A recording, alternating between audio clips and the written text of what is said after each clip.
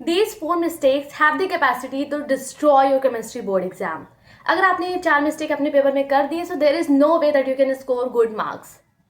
Hey guys, welcome to my channel. This is Rishika and welcome to another video.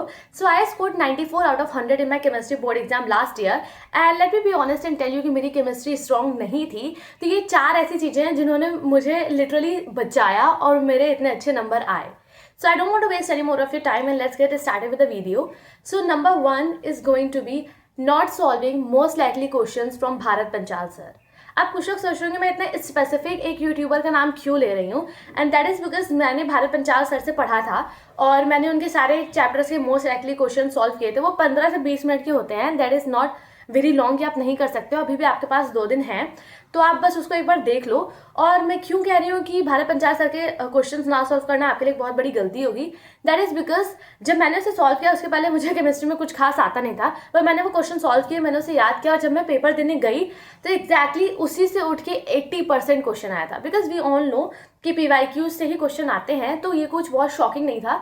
पर Bharat Panchal sir के जो questions मैंने solve किए थे 80% ऑफ द पेपर उसी से आया था और इसलिए मैं इतने आसानी से उसको कर पाई. So if you have time, then don't forget to solve most likely questions from Bharat Panchal sir. Now coming to the second mistake जो बच्चे करते हैं, and that is not learning one example of at least each reaction. वैसे तो आपको reaction इतना अच्छे से आना चाहिए कि आपको समझ आ जाए कि इसमें कौन सा एग्जाम्पल लगेगा, बट लेट्स बी ऑनेस्ट ये होता नहीं है जल्दी. और मेरे साथ भी ऐसा नहीं था. मैंने तो ऑर्गेनिक तो मेरी तब भी स्ट्रॉन्ग थी, बट इनऑर्गेनिक और फिजिकल केमिस्ट्री, फिजिकल भी ठीक थी but inorganic, oh my God, that was not good at all. Organic भी मेरी मैं कंफ्यूज बहुत ज़्यादा हो जाती थी, तो मैंने फिर एग्जाम्पल्स याद रखना शुरू किया.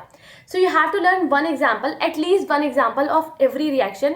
क्योंकि अगर डेफिनेशन भी आती है किसी भी रिएक्शन की, तो अगर आप उसमें एक भी एग्जाम्पल नहीं मेंशन करते हो तो उसके नंबर कटते हैं. तो आपको एक एक एग्जाम्पल सबका याद करना है, एंड एग्जाम्पल याद करने से आपको डेफिनेशन में भी जो कन्फ्यूजन होती है ना, वो क्लियर हो जाती है. So you have to make sure कि आपको हर रिएक्शन का, whether it is organic, inorganic और फिजिकल, एटलीस्ट सबका एक एक रिएक्शन याद हो, या फिर आपको वो रिएक्शन इतने अच्छे से पता हो कि आप उसका आराम से एक एग्जाम्पल लिख पाओ. Now the third mistake that most of the students make is, and that is not learning definitions by heart. Organic reactions के कई बार ऐसा होता है कि सीधा सीधा डेफिनेशंस आती हैं और बच्चे क्या करते हैं, वो उसको समझ तो लेते हैं अच्छे से, हिंदी में 2-3 ट्रिक लगा के कि अच्छा यहाँ पे अगर अल्फा हाइड्रोजन है तो ऐसा होगा वैसा होगा. बट अगर आपको डेफिनेशन नहीं याद है तो देयर इज़ नो वे कि आप उसको उतने अच्छे से लिख पाओ पेपर में. अगर आप पेपर में लिख ही नहीं पाओगे तो how are you going to score. तो अगर आपको अच्छे से वो अपने आप में पता भी है, आपने उसको कोई ना कोई तरीके से समझ लिया है, बिकॉज ऑब्वियसली इतने सारे रिएक्शन होते हैं तो बच्चे कोई ना कोई टेक्निक लगाते हैं उसको याद करने की, कोई शॉर्टकट या कुछ ऐसा वैसा. तो अगर आपने वैसे याद किया भी है तो भी अब आप सारे रिएक्शन तो याद नहीं कर सकते, you don't have enough time. पर कुछ ऐसे रिएक्शन हैं जो बार बार आते हैं, तो आप उनको एटलीस्ट उनकी डेफिनेशन अच्छे से याद कर लो और उनके एग्जाम्पल जरूर याद कर लेना, और इतना काफ़ी होगा. और तो द फोर्थ मिस्टेक जो कि है कि बच्चे केमिस्ट्री और फिजिक्स जैसे पेपर में, स्पेशली मैथ्स में भी, पेपर प्रेजेंटेशन पे एकदम भी ध्यान नहीं देते हैं, and this is going to be your biggest mistake, specially in chemistry. चलो फिजिक्स में तो there are so many numericals और डेरिवेशंस, और मैथ्स में तो खाली क्वेश्चंस ही होते हैं, तो यू कैन स्किप दो सब्जेक्ट. पर केमिस्ट्री में आपको पेपर प्रेजेंटेशन पे बहुत ज़्यादा ध्यान देना है.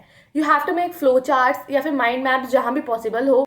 आपकी हैंड राइटिंग अगर अच्छी नहीं है तो एटलीस्ट वो क्लीन होनी चाहिए ताकि टीचर को अच्छे से समझ आ पाए. और अपनी बोर्ड के आंसर शीट में ट्राई करना कि हमेशा आप सीक्वेंस से आंसर करो, क्योंकि अगर आप जंबल करके आंसर करते हो तो it gets very confusing for the teacher. और बोर्ड्स में टीचर को खुश करना is a very important factor.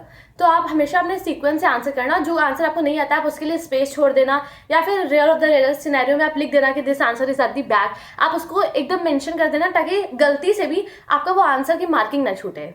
And lastly, her question के बाद you have to draw a line, अगर आपके पास टाइम है तो. आई नो ये बहुत ज़्यादा चाइल्डिश साउंड करता है कि अरे अभी भी 12th में भी आके लाइन बनाना है, but it makes your answer sheet look really presentable and really beautiful. So these were the 4 things that I wanted to tell you before you go and give your chemistry exam, and I hope that you will follow them. पहली वाली solving most likely question तो आप जरूर कर लेना, क्योंकि believe me और not उससे आपका मोस्ट ऑफ द पेपर आएगा.